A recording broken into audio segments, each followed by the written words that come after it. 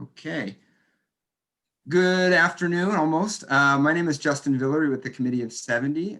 Thank you very much for joining us. We are recording this and then we're going to be posting it to the Committee of 70 Facebook page later, but we are doing an interview. Tim Woods' class, social sciences class at Randolph High School is interviewing Representative Pam DeLissio. And so one second. I'll turn it over to you, Tim, and you can coordinate the conversation between the students and the representative. Okay, awesome. Let me just do that.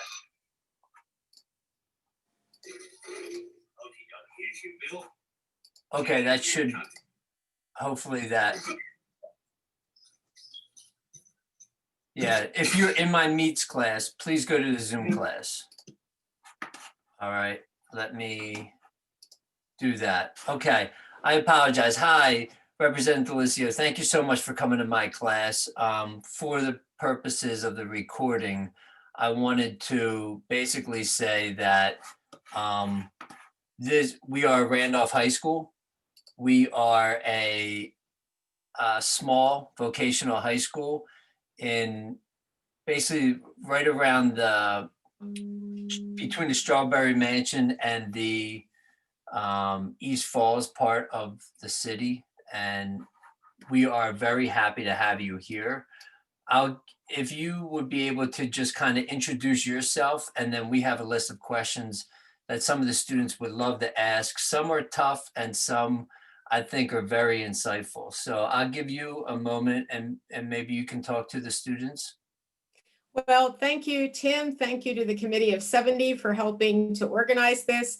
Any opportunity to have a dialogue with students in particular, regardless of whether your constituents in the 194th, the school is indeed in the 194th, and I am familiar with the school. In fact, for the last 5 or 6 years, we've actually hired the culinary students through Chef Bell to cater our open houses. And it has been a great success. And we are always so proud to say, this is locally made. We're doing business locally and giving these students every opportunity. So when the ask came through, I was excited through Philly Youth Vote to say, absolutely. I am completing my 5th term in the Pennsylvania State House. A term is 2 years long, so I've been here for 10 years. I did make the decision to run for re-election for a 6th term, and over the course of our questions, I'm happy to answer those questions as to why I've decided to run. But I would like to just share with you that my background before coming into office is I spent a total of 28 years in the private sector. And in those 28 years, I headed up 2 retirement communities for a total of about 17 years.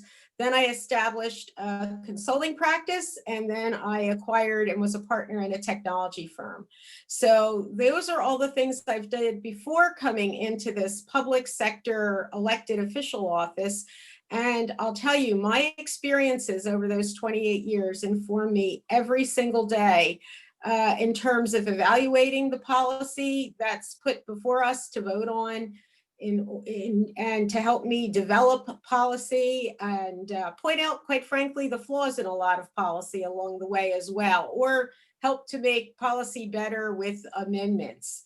So very excited to be here today and to answer your questions. Awesome. That is awesome. Before I start picking out questions, does anybody have a burning question that they would like to ask first before I begin asking or picking out some of the questions? Okay. Here is a question from, well, we have a lot about national elections because that's kind of what we jumped in on first. But one of the issues that we covered in our class that we have talked a lot about are felon voting rights. Mm-hmm. In Pennsylvania, we know that felons are allowed to, ex-felons are allowed to vote when they leave prison. we know 2 states in America, felons are allowed to vote in prison. Vermont and I'm drawing a blank on the other one. And a couple students were interested in what your thoughts were on that, because we just finished an entire debate on it. I know this is kind of left field, but these are some of the things that we have covered because it was such a big news story in Florida. Thank you for the question. That is correct. If you have served your time and have been released, folks are permitted to vote. And I think we need to make sure that word is out there. Also, if for some reason you find someone is incarcerated because they haven't been able to put up cash bail, they are also eligible to vote. And one of the very first discussions I know a constituent had with me when I first ran had to do with the number of individuals who were sitting in prison waiting for their opportunity to be heard, who were probably not aware of the fact that they were eligible to vote. And, that this number's in the hundreds on many election times. I'm not very familiar with the Vermont or the other states. I'm not familiar at all with those states permitting individuals to vote while incarcerated, while serving out their time. But this is how I approach this. There's no one elected official who could possibly know everything at any one time. But my reputation over the past 10 years is clearly this, that I'm willing to listen. In fact, tonight is my 100th town hall. So for 100 times in the last 10 years, I have formally sat with and met with my constituents of the 194th for the purposes of a dialogue on state legislative issues. And it's been those dialogues that have produced interesting debate and exchange of ideas and information. And I often reflect that those thoughts of my constituents when I debate in committee and when I debate on the House floor. So I would be happy to hear about it. Right now, my concern is to ensure that everybody who is eligible to vote and currently has that right to vote is aware of that right to vote and how to make that happen. Happy to dialogue further about the pros and cons of trying to introduce legislation in Pennsylvania that would extend that right to vote to a current category of citizens that currently doesn't have that right. Awesome. Ian, are you there? I wanted you to ask your question. Yes, I'm Ian, here. hi. Do you want to ask that one question? Your first question that you did? You wrote in the document? Sure. Good morning. My name is Ian. Ian Meraz Hernandez. I am in the 12th grade. My question to you was, what are you guys planning on doing to help immigrants? Ian, thank you for the question. Immigration is a federal issue. So there is no immigration policy that a state like Pennsylvania, the Commonwealth of Pennsylvania, would be passing. Now, I'm not sure, what do you mean by help immigrants? Are you talking about helping people who are undocumented become documented?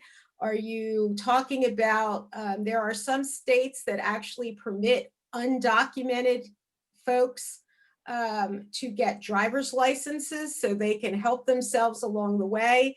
Was there something more specific that you were referring to? Yes, to undocumented immigrants and Well, I getting know- documentation. Say that last part again. It's undocumented immigrants getting documentation.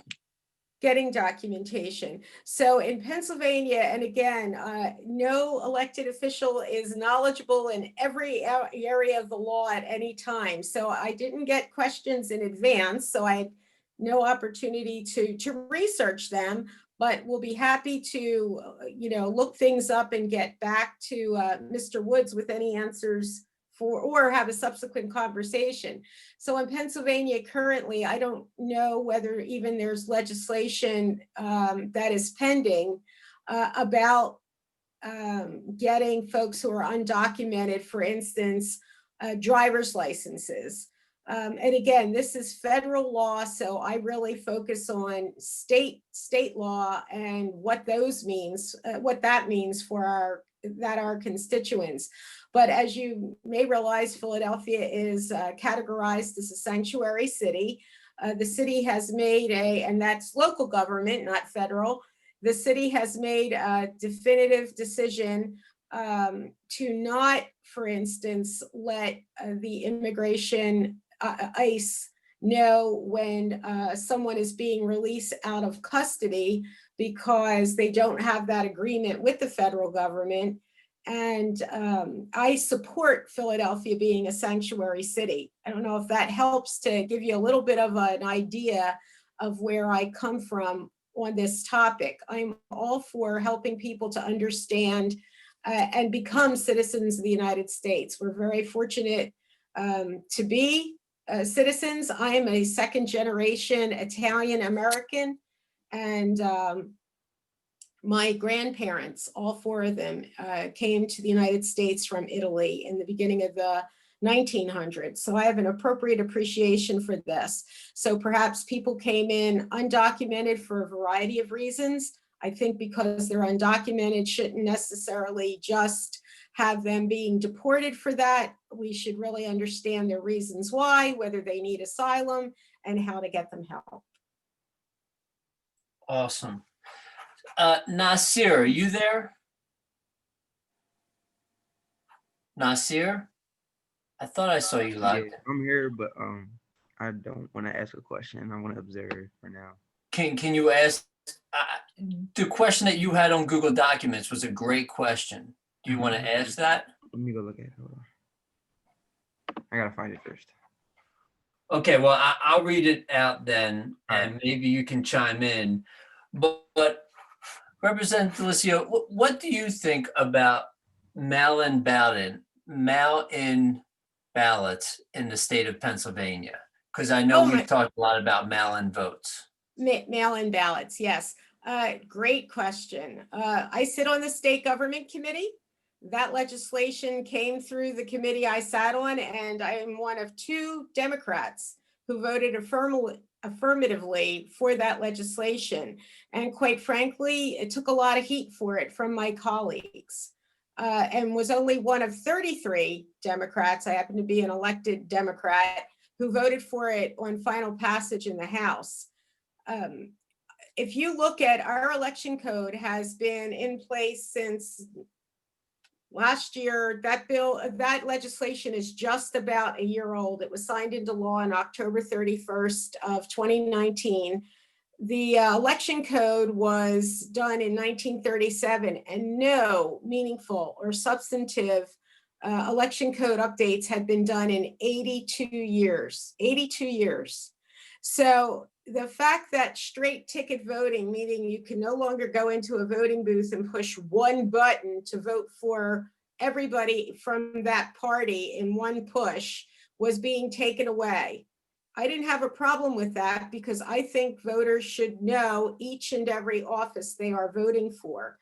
So, but my colleagues thought eliminating straight ticket voting would put some voters at a disadvantage, and I vehemently disagreed. And mail-in voting has been around for well over 2 decades. So this is nothing new. It's new in Pennsylvania. Lots of other states, and by lots, I'm trying to remember the statistics. 30 states allow some form of mail-in voting, no excuse. And then, of course, COVID-19 hit. That's why we're all doing this virtually instead of my joining you in your classroom. So it almost made us look like fortune tellers, very prescient that here we have this gift of mail-in voting at a time when many, many people don't want to have to go to the polls on election day. And quite frankly, when you think about it, there is no early voting in Pennsylvania either. Like some states, you can actually go earlier than election day to vote. Pennsylvania has never been one of those states. So your only opportunity to vote was for 13 hours on election day, unless you were going to be absent from your voting district, and you could vote by absentee ballot, and you needed to have an excuse to do that. You just couldn't do it because. So mail-in voting has been an absolute gift. We asked the Department of State for the Commonwealth of Pennsylvania to set up mail-in voting in a very short period of time. When you think about it, it was effective for the primary, which is in June. So we gave them barely 6 months to get this whole new system up and running. There's been a few speed bumps, there's been a few hiccups, and the legislature, when they saw how successful mail-in ballots were in June, has decided it was too successful to make any other improvements, which is most unfortunate. But it's a huge success. Everybody has used mail-in ballots by the tens of thousands. My district office is located catty-corner from Roxborough High School.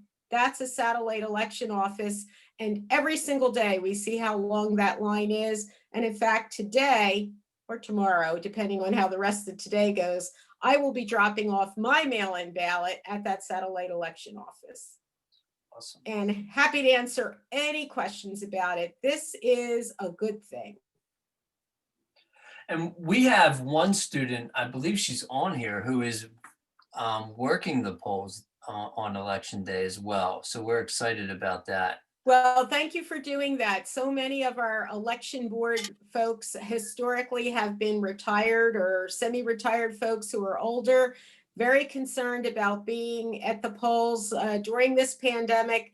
So I'm particularly grateful for other folks who have decided to step up and take their place. Thank you so much. That's awesome. All right, Donovan, are you there, Donovan? Yes, I'm here. All right. I highlighted the question on the Google Doc that I think that you asked, but I think we could even expand a little bit more.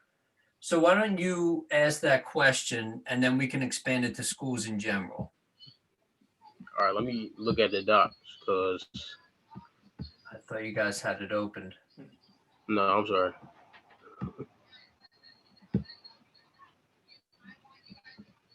All right. So the question in general was, he wrote specifically, what is your opinions on virtual learning? But a lot of students, and this is a senior class and with a vocational school, schools being closed is a big issue. What are your, I guess, just general thoughts and maybe anything you could tell the kids about schools possibly reopening or not? Well, number one, that's all under the purview of the school board. So throughout the Commonwealth of Pennsylvania, there are 500 school districts. Every school district has an elected school board, with the exception of Philadelphia. Philadelphia has an appointed school board.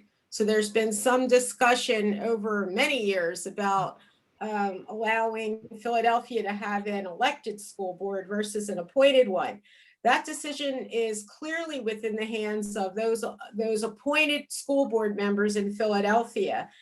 I attended the school board meeting a few months ago that went on for 7 or 8 hours, actually. I hung in there for most of that time. That talked about, do we open up the schools? Do we do 100% virtual? Do we do a hybrid? And I was rather surprised at the pushback to a hybrid and to start out with all virtual. But that seemed to be the will of certainly parents, if not students, that caused then the school board to be all virtual. We were on a conference call just the other Friday with Superintendent Height about bringing kids back to the classroom on a certain time frame over the next couple of months, depending on COVID. The COVID cases in the Commonwealth have been rising. They've been well over 2,000 a day for the past couple of days, and that trajectory seems to be going up. So all of our decisions, whether the policy making is at the state level or local level, will be dictated by this virus.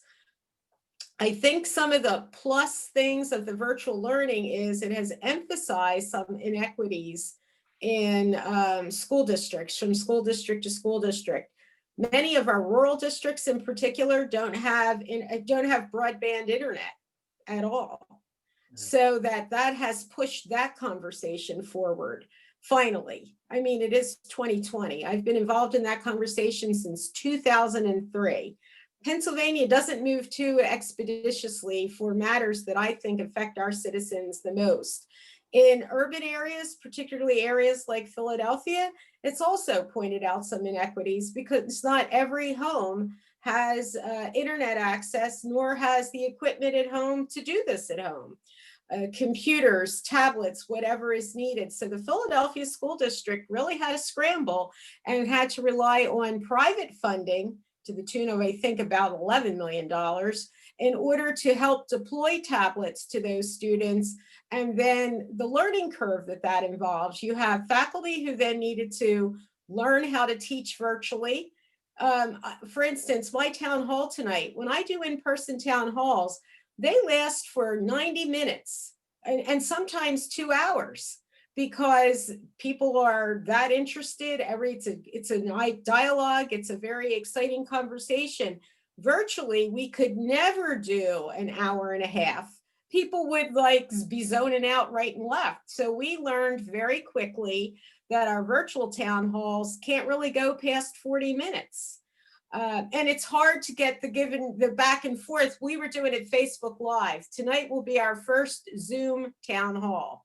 We weren't allowed to use Zoom, but we got permission. So tonight we'll see if it's any different. So I think it's definitely, whether it's the student, the faculty, the staff, that this is a very different way of learning. I particularly feel for the seniors where this is your last year. And I still quite haven't wrapped my head around how you do it from a career and technical standpoint. Saul is also in my district, and that's about the animals and farming and livestock and horticulture. And it's just not quite the same. So I admire and appreciate all the efforts all of you have made to deal with this situation. And if you have thoughts and ideas of how we can do this differently and better, I'm all ears. We want to know that.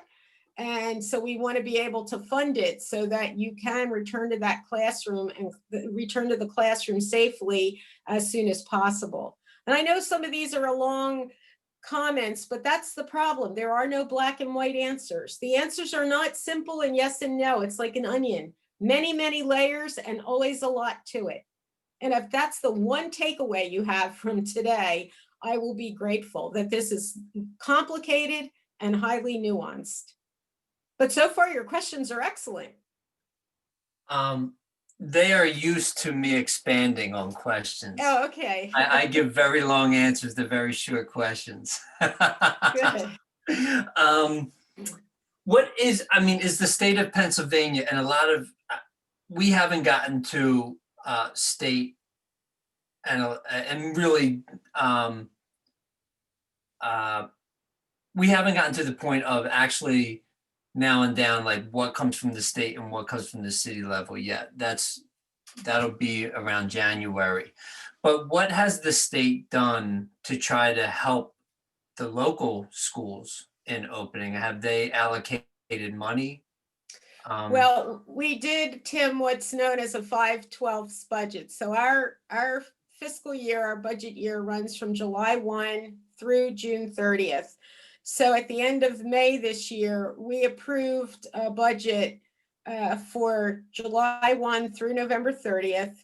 But basic education, so school for you guys, was appropriated for 12 months. But it's called flat funded, meaning we appropriated the same amount of money as we did for your last school year. Now, your expenses are very much higher. Lots of organizations' expenses are higher because of COVID. Lots more cleaning, a lot more equipment, personal protection equipment, et cetera, et cetera. So I believe for Philadelphia School District, that translates to somewhere around $60 million extra dollars that has not been appropriated by the state for the Philadelphia School District's budget. We will be going back after the election to meet in session. It's anticipated that we will be going back after the election to vote on the rest of the budget. Now, that's really a special circumstance because most legislatures do not meet after elections because you've got people who've lost their election, you've got people who are retiring, and they're the ones who are going to cast a vote to perhaps raise taxes, to fund you, to not fund you, and they won't be able to be held accountable because they may be retiring or maybe they lost their election. It's called sine die. And it is anticipated that we will have our first sine die session for the first time in 14 years. So it doesn't happen often. We think this is a compelling reason, but we'll see what's going to happen. Or depending on the outcome of the elections at the federal level, the majority party, that is the Republican Party in Pennsylvania currently, may decide if the presidential election puts the Democratic candidate in office instead of the Republican candidate, they may decide to wait and see what the federal government does in January. So again, a little complicated, but we know that you need additional funds. And we know that the basic funding formula that's currently in place only applies to new money that's coming out. So the school district of Philadelphia still isn't getting all the money that it needs to exist. All right. Here is a question, and this came in from my other class, but we have talked about it a lot. I'm trying to find somebody who's on the line right now that asked this question, but I don't. And folks shouldn't worry. This is what I tell my constituents all the time. This is complicated. I'm known for transparency and for providing information. It doesn't mean you'll get it right away, but it means if you're hearing it, you'll start to absorb it and start to connect the dots a little differently out there about this. So no test at the end of this discussion, but I'm hoping you all stay engaged because it is complex and we need everybody to participate. Kirstin, are you on the line? Yes. You didn't type it in, but you have asked a couple really probing questions when in class about the Black Lives Matter movement. Would you like to ask a question now? You're gonna have to like talk about it so I can refresh my memory. I don't know if that makes sense, but like so my ideas could just pop back in my head. You've talked about injustice and the Black Lives Matter movement and what could be done about making some of these interaction with police more fair. Does that ring a bell? Trying to think. No. Oh my God. Well, in general, okay. I'm trying to help you guys here. Would you like to hear a little story about what happened in the Pennsylvania House Chamber with the Black Lives Matter movement? Yes, ma'am. Yeah. Give me some time to think. Yeah, that's fine. That's fine. Back in June, time, one day after the other, we have a group in the House called the Pennsylvania Black Legislative Caucus, made up. You don't have to be a person of color to be in the caucus, but pretty much those who are in that caucus and are in the who are people of color are in that caucus. Very thoughtful colleagues. They're great. The Pennsylvania Black Legislative Caucus is led by Representative Stephen Kinsey, who lives right here in Germantown. So as it pertains to the Black Lives Matter movement and police reform, etc., we have a newer member. This is her first term. Her name is Summer Lee, Representative Lee. I think she's about 30, so she's a younger member. And she orchestrated a takeover of the Pennsylvania House floor.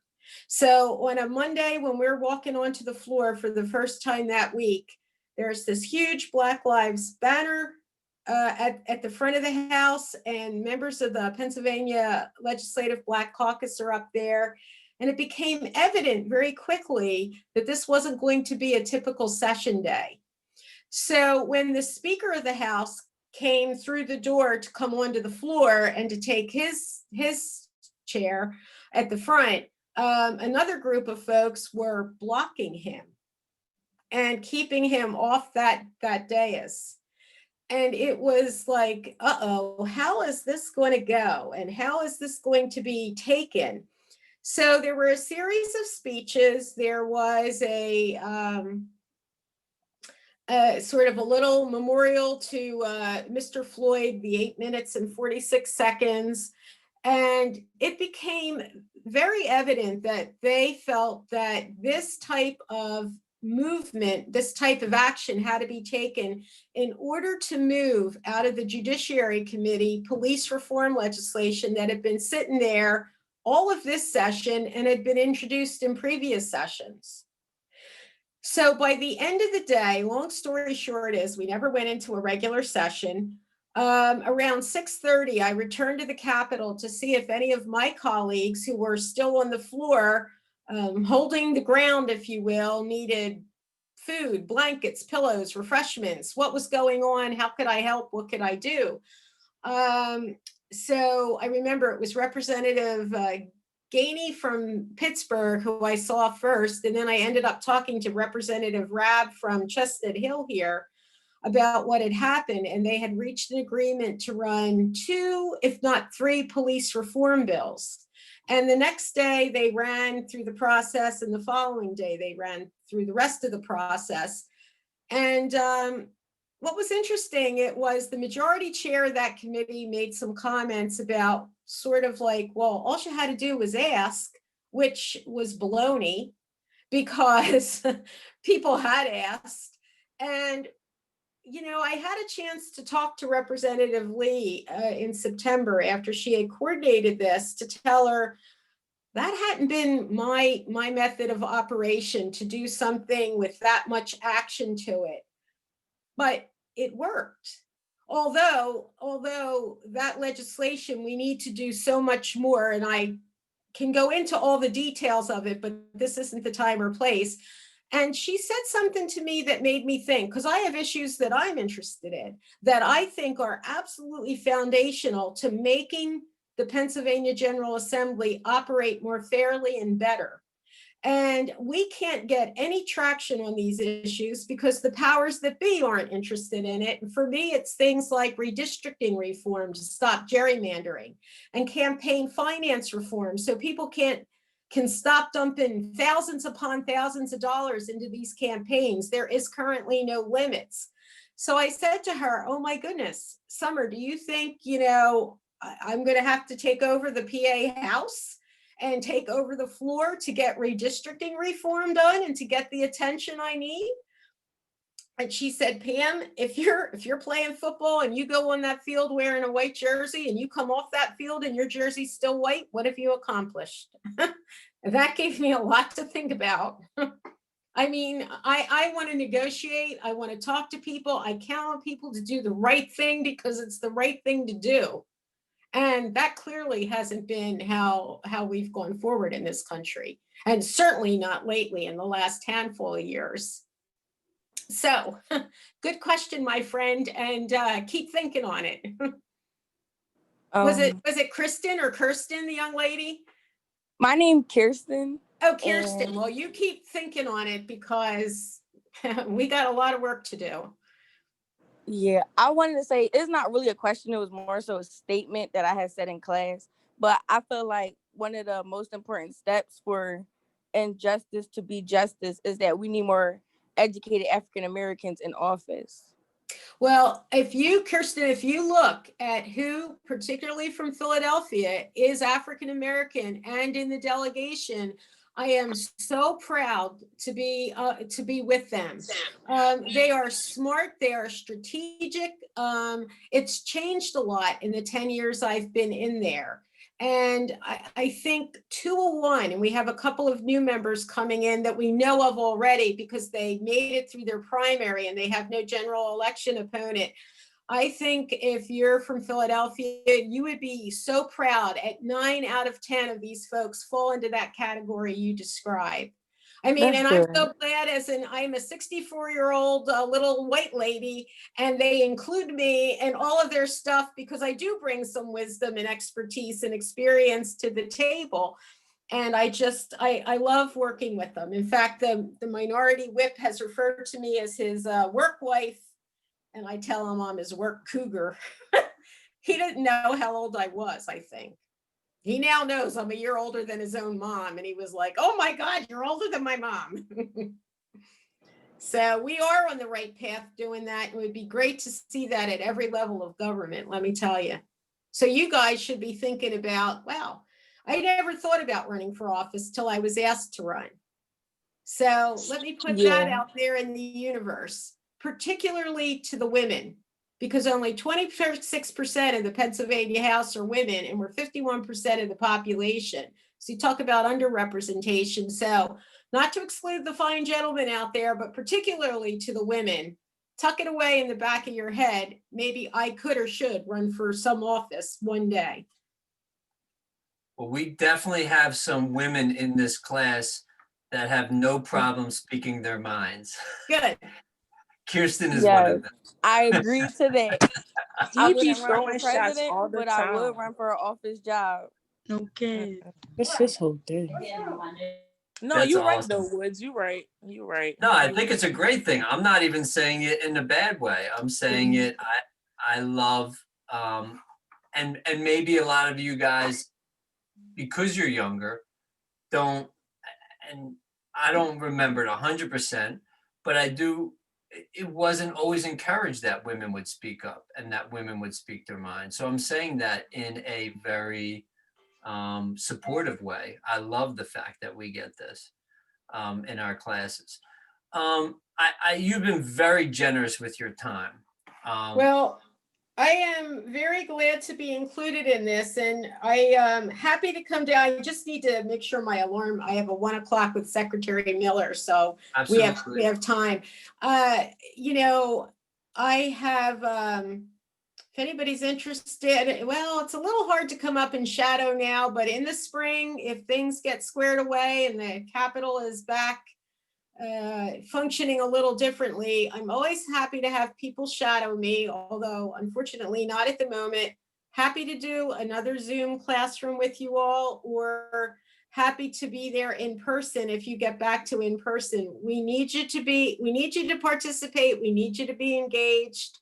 There's no ifs, ands, or buts about this. And you know, again, I'm very grateful to whoever's coordinated this and for the students who are online today and listened. And, you know, I can put I know Justin definitely has our contact. Well, Awesome. It's the rep address, repdelisio@pahouse.net, or our website, repdelisio.com. Happy to have any other questions asked. And with Kathleen Curley has been a big part of my communication with the Committee of 70 as well. They've done some great work, and I've done some great trainings with them. I'll throw out, this is, one student threw this out, and I think he thought it was corny. He was from my other class, because I had other students put in questions from other classes as well. And I think it's actually a really good question. Like, what is your favorite part of this job? Like, what keeps you going? Because it's a crazy job.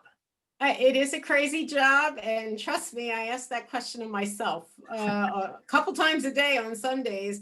I am absolutely energized by my constituents. That opportunity to interact with constituents and help them understand this legislative process, because it's so important. Whether you're voting for me for state rep, and we're on the ballot this year, the entire PA House is up. You're invited, whether you're voting for a city council person, whether you're voting for mayor, whether you're voting for governor or the president, there's a process here, and this process can be much more complicated than it appears to be.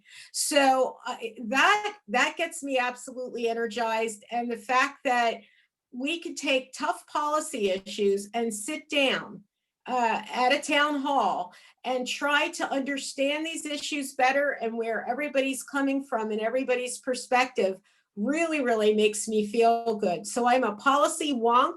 I love the policy part of this. The politics part of it on some days makes me crazy because the politics at the moment has devolved to something that is lacking integrity. It's lacking any type of, not any type of truthfulness, but it's certainly lacking truthfulness to varying degrees. So I'm a big proponent of civil discourse.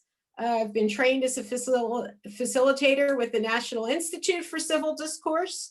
So I try to do my best, whatever I do, but I'm a policy wonk and I love sharing with my constituents, but I love even more hearing back from them because we all have our own lived experiences. That's what contributes to making good policy. I'm sorry, I was on mute. That is awesome. I am going to, they are going to have another clip. Oh, Kiera, you have a question? Or did you just not know you're on mute? Kiera? What? Yes, Jeffrey. What about felons? Is they gonna allow the felons to vote? You came in late. We asked that question first. All right.